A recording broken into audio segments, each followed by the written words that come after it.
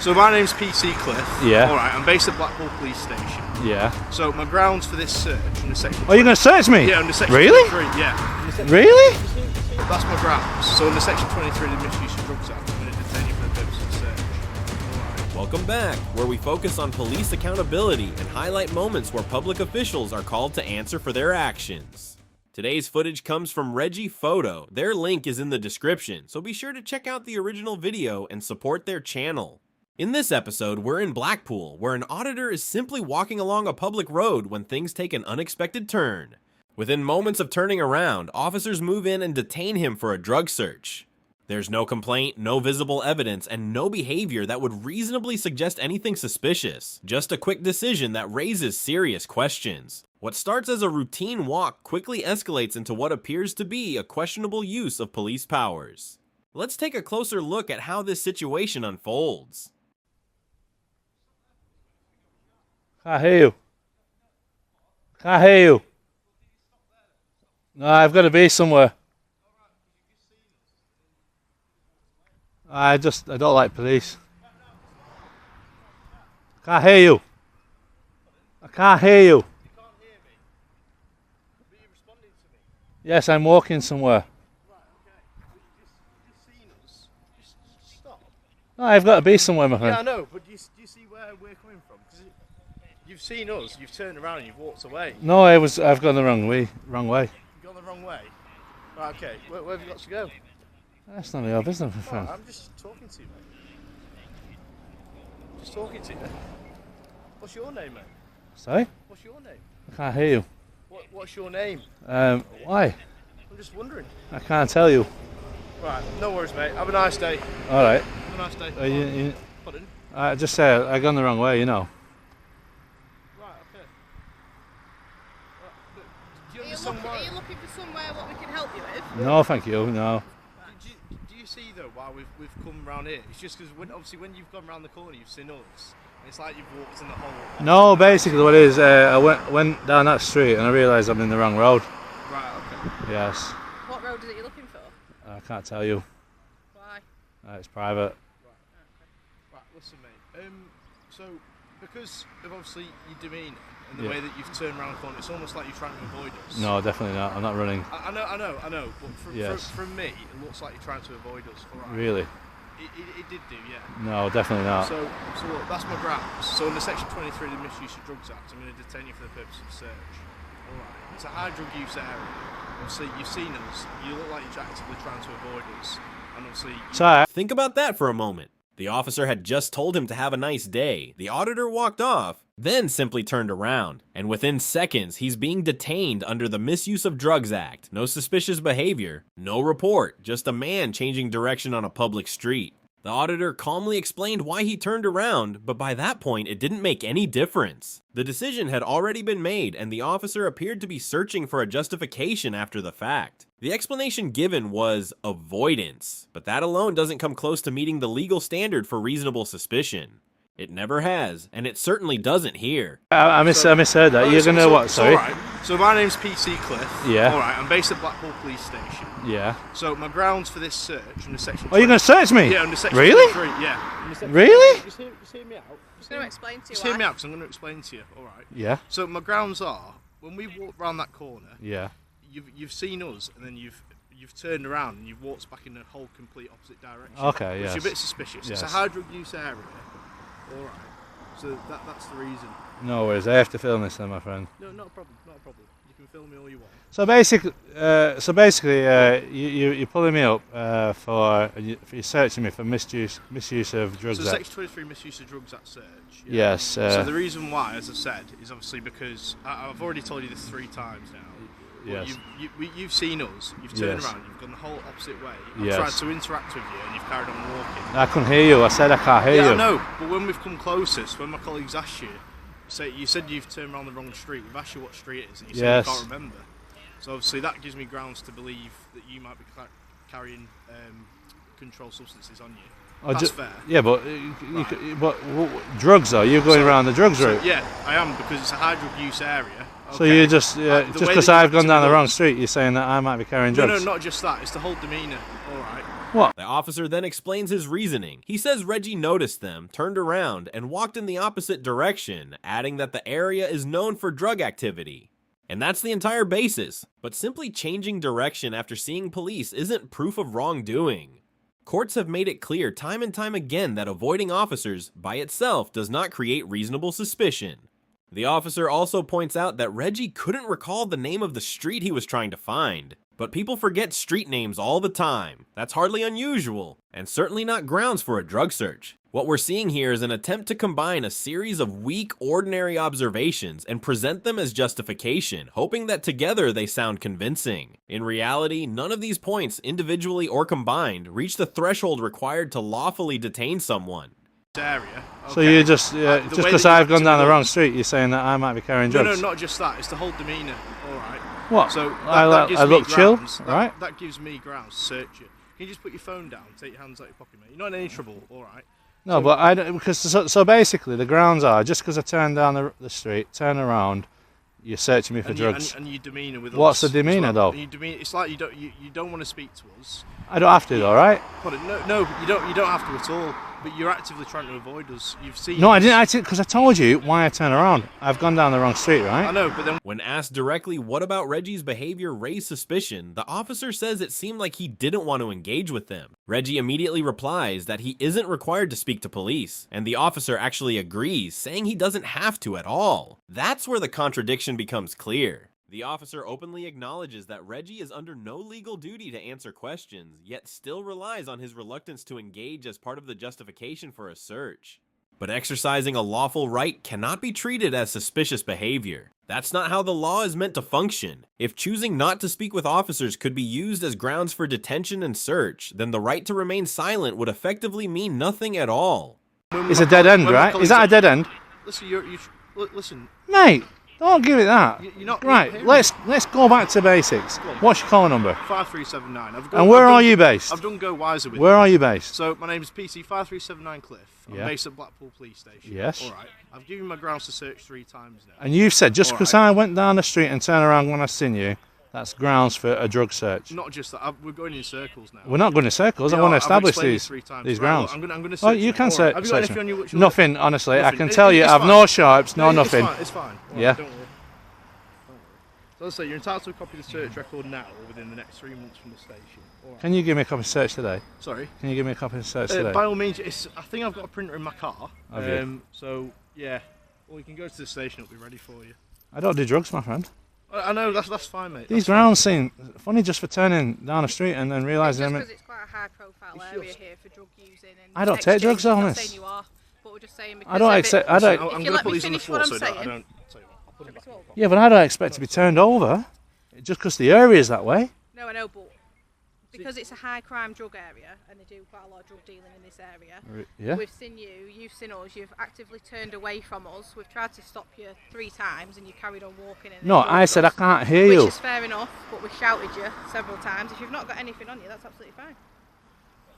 But I'll say you're not in any, no, any you're trouble. No, but this search is going against my. Like you just touched my buttock, right? I'm searching you. Yeah, but I don't want you to touch my buttock. Right, have you got anything in your back pockets? Nothing whatsoever. I'd have emptied my pockets for you. That's fine. Right, that search is negative. All Yeah. right, so you're now free to go. Yeah. So as I say, I can get a printer from my car if you want, and I'll give you a copy now. Yeah. Where's your car, my friend? With parts book. Is it back up there? It's over that way, yeah. Is it? Yeah. I'd like the search record, please, That's fine. because The search goes ahead, and as expected, nothing is found. No drugs, no weapons, and no indication that any offense had taken place. Reggie then asks for a copy of the search record, which is entirely within his rights. Under Code A, anyone who is stopped and searched is entitled to a written record outlining the officer's details, the legal grounds for the search, and the final outcome. That documentation is important because it ensures transparency and accountability. Without a record, encounters like this can easily fade away with no oversight. But once it's documented, it creates a paper trail that can later support a complaint or even legal action if necessary. Reggie calmly requests the record, reinforcing his right to have the interaction properly logged and accounted for. So is there anything you put on the floor out of my pocket? No, I've put all your All right, change back back in in the there just so money. it didn't get lost. So basically, my friend, yeah, I walked down the street, I realised I'm walking into a dead end, yeah, and I backtracked on myself. and I wanted to walk away back out of this So estate. it was twice. So I've already said my grounds already, but it was twice. So you've seen us the first time. I've said hi, and you've turned around. We've then seen you again coming around the corner. You've met eye contact with me, and then you've actively turned back round and started walking another way. All right. So was it detained for that search? Sorry. Then I told you that you were detained for the purpose of search. So when's the detainment Right, over? Look, I've already told you that you're not. I'm no longer detained. Okay, so right. Okay, I do like a copy of the search, my friend. Yeah, Not a problem. because I don't That's think the fine. grounds was right then what you just did. That's fair enough. That's fair. I've told you my grounds. Yeah, Search for hey, the- mate, you're very polite and all the rest of it, No, it's fine. and you've not put me in handcuffs. You've been you fine know. Look, listen, you've been fine with me. I'm the not a whole time. dangerous person or anything like that. But basically, it was just I've gone down the wrong street. I'm looking out for somebody's car. I've realised I've gone down the wrong street, and that was it, my friend. You know. No, that's fine. But obviously, from us, obviously we're on foot patrol. From where it looks, obviously you met eye contact with us twice, and each time you've walked in the opposite direction. But I don't trust police, my friend, and you've given me a reason why I can't. Because basically, what that tells me is I can't change direction in the street while we aren't being detained and searched. But I don't take drugs. I can give you a drug test now, mate, and I can give you an hair follicle test. No, I'm not saying you do take drugs. No, but you just detained me for a drug search. Was it Section 23? Section 23 misuse, yeah. Yeah, so what I'm trying to say is basically, right? Say if someone was to do a drug deal Yeah. and they openly handed you a bag with white powder in and Yeah. did it openly open where people could see, Yeah. that wouldn't be discreetly. But to do that discreetly, if I just went to shake your hand and in that handshake There was a drug there deal. was a little drug I get what deal, you're saying. then that would be Right, discreet. so Miss, I'm glad you've answered that because, do you know, on your uniform at the moment, Yeah.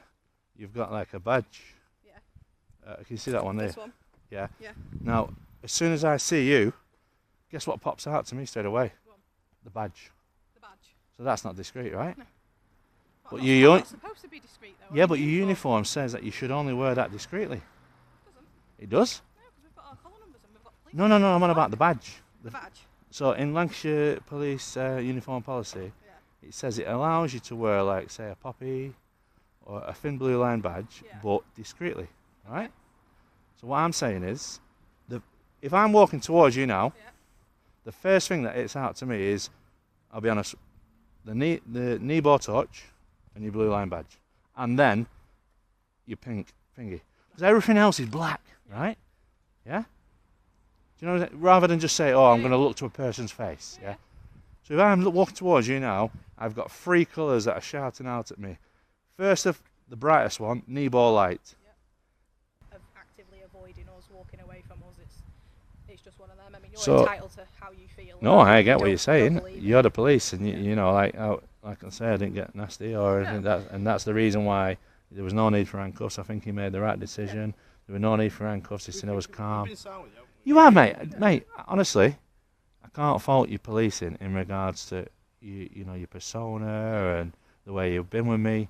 But all I would say is, like, we're not all the same, mate. You know, like, end of the day, like, you know, like, think about how many working people are on that estate, yeah, who don't want that bullshit that they're living around, No, right? and I get that completely. So- But they also probably want us actively trying to find drug dealers. They and do. People that are using And drugs as well. and it's to what extent. So let's say if you'd have opened my pockets and I had, like, say, an 8-inch pink dildo in my pocket, I'd be embarrassed by that. Now, do you know what I'm saying? Like, because no one knows what I'm up to in my spare time, right? That's it, yeah. You know what I mean? But imagine getting pulled up and you've got a pink dildo in your pocket and you've got nothing to do with drugs, right? Yeah, no, I get that completely. You get what I'm saying? You know for a fact, back in the station or back in car, me having a good old giggle going, no way, can you believe what we pulled out of his pocket? I don't ask you to comment on that, but it's true. I'd giggle the same thing. But people have got different fantasies and different pleasures and stuff. But I know for a fact, if I were a copper and I'd pulled a random guy and he's got, like, let's just say a bit of lube, Durex and a sex toy in his pocket, I'd be like going, well, he's having a good time tonight. Yeah. But it'd be a laugh at his expense then, wouldn't it? You know what I mean?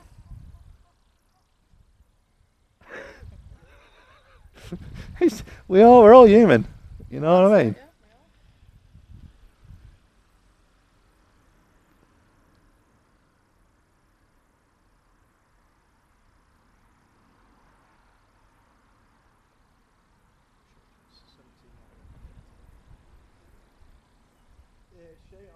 thought it'd be sunny today, but I'm feeling just bits of rain. It's been trying to rain on it, but it's... And are you recording me, my friend? Pardon? Are you recording me? Yeah. How long has it been running? It's been running when I first came into contact with you. Really? Yeah. So, obviously, everybody can record in a public space, right? You know that? Yeah. There's no... I don't have an issue with you. No, but you can record me too, right? Yeah, But unfortunately, in your policy, you have to declare it at the earliest opportunity, really. So earliest opportunity, I was trying to see kind of where you were going. You weren't really, but it is on. No, but we have walked. We've walked. Right, I apologise. I haven't let you know. So Yeah. There you go. So that's the search record. So obviously it's got the circumstance on there, the grounds and whatnot. Section 23, Misuse of Drugs Act. No worries. All right. Well, thank you very much No worries. for being professional. Like I say, I just disagree with the grounds from the start. That's it. No, it's fine. You know, have a good day. I'm trying to enjoy the weather before it rains. But is that? But would that be the same going forward for you guys anyway? Just do the same again. Yeah. Just by someone turning the wrong way. No, it's more than that. Like I said, I've written it on there in the grounds. All right. Yeah, but when you shout at me, I can't hear you. That's why I said I can't hear you. And we've come closer and we've explained. Look, I'm not going to talk about. No worries. Right, you give me the grounds anyway. You have a good day, all right? You take care, yeah? See you later. See you later. It also comes to light that the officer had his body-worn camera recording the entire time, including before the stop and after the search, without informing Reggie. According to College of Policing guidance on body-worn video, officers are expected to notify individuals at the earliest reasonable opportunity that recording is taking place, not at the end of the interaction, and not only when questioned about it. When challenged, the officer explains that he wanted to observe where Reggie was heading, but that isn't listed as a valid reason to delay disclosure. The accepted exceptions are limited to situations where informing someone could create a safety risk or interfere with an ongoing investigation, and neither of those circumstances appear to apply here. Failing to announce the use of body-worn video isn't just a minor oversight. These guidelines exist to ensure transparency and to protect the public's right to know when they are being recorded, and ignoring them undermines that accountability. What happened to Reggie today was straightforward. He walked down a road, turned around, and got searched for drugs. The officer invented justification as he went. The area, the direction change, the demeanor, the street name, and not one of those reasons, individually or combined, met the legal threshold for a stop and search under Section 23. The search was negative. It was always going to be negative because there was never any grounds. Reggie handled every single moment of this correctly, calm, informed, and documented. That is what knowing the law looks like. Knowing the law matters. It's the only way to push back when people try to bluff you. That's exactly why I put together my Know Your Rights guide. It's the same knowledge you watched Reggie using in real time. If you found this breakdown useful, don't forget to hit subscribe. New case files go up every week. Remember, the law wins when you know it is, or interfere with an ongoing investigation, and neither of those circumstances appear to apply here. Failing to announce the use of body-worn video isn't just a minor oversight. These guidelines exist to ensure transparency and to protect the public's right to know when they are being recorded, and ignoring them undermines that accountability.